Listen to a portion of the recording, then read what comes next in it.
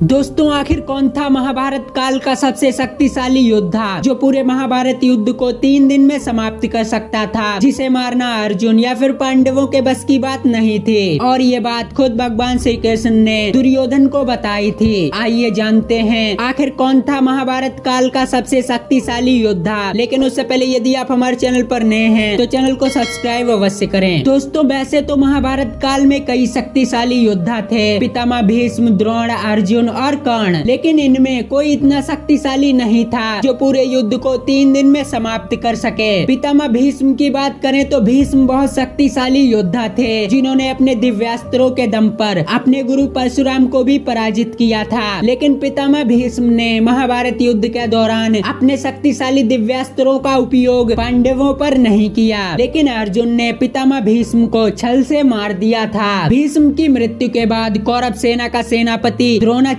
को बनाया जाता है, लेकिन द्रोणाचार्य युद्ध में ज्यादा देर टिक नहीं पाते और छल द्वारा मार दिए जाते हैं। वहीं अर्जुन की बात करें तो कहते हैं अर्जुन ने जितने भी कौरव पक्ष के महारथियों को मारा, छल से मारा। यदि अर्जुन के पास दिव्य रथ और भगवान श्री कृष्ण न होते तो वे कभी भी कौरवों को परास्त नहीं कर सकते थे। इस तरह अर्जुन भी महाभारत काल के इतने शक्तिशाली योद्धा नहीं थे। अंगराज कर्ण, भले ही कर्ण अर्जुन से श्रेष्ठ योद्धा थे, कहते हैं कर्ण में भी ये सामर्थ्य था कि वे 3 दिन में युद्ध समाप्त कर सकते थे। लेकिन युद्ध से पहले इंद्रदेव ने उनके महाशक्तिशाली कवच को दान में मांग लिया और इसके बाद उन्होंने कुंती को वचन दिया कि वे आपके 4 पुत्रों को नहीं मारेगा, जिसके चलते महारथी कर्ण युद्ध के दौरान बहुत कमजोर हो चुके थे। और जब उनके रथ का पहिया फंस जाता है तब अर्जुन कर्ण का वध कर देते हैं। अब बात करते हैं महाभारत काल के सबसे शक्तिशाली योद्धा की। दोस्तों, महाभारत काल का सबसे शक्तिशाली योद्धा